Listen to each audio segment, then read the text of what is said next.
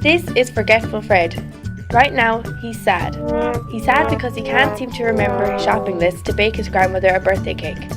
But by the end of this video, Fred will be happy because he will have learned the techniques to help him remember. There are a few things to know about memory if he wants to learn how to remember. There are 3 stages to learning and remembering information: encoding, storage, and retrieval. Encoding is the first stage of memory. This is how we take in and understand information. However, this is a selective process, which means that we don't encode everything in our environment. This is important to remember when we come to retrieval. Encoding is important because if we didn't encode, we wouldn't remember anything. Storage is the way we keep information in our heads. Memory is reconstructive. That is to say, we rebuild our memories rather than plucking out perfectly constructed ones. Retrieval is what people think of when they think about memory.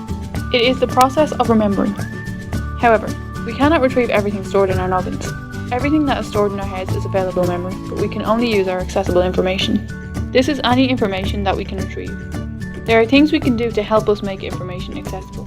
One thing we can do is use hints and cues. For example, one time Fred doesn't find it hard to remember is when he smells apple pie. This smell reminds him of his grandmother, as during his childhood, when he would visit her, she would always make an apple pie. The cue of the apple pie has helped Fred's brain to remember his grandmother. The amount of times we remember something can also have an effect on how retrievable the memory will be. The more we remember, the more retrievable it is. Mnemonic device can aid memory. One such mnemonic is the peg word method.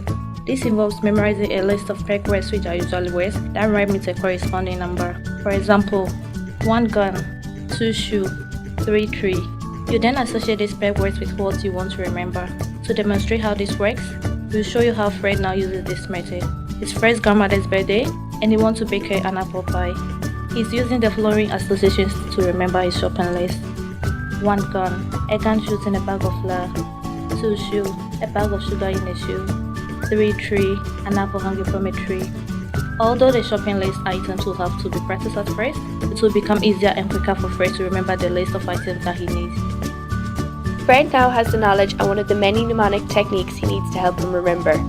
Remembering isn't as easy as plucking something out of your brain. A mistake can happen any step of the way, but with the help of mnemonics, remembering can be made more accurate.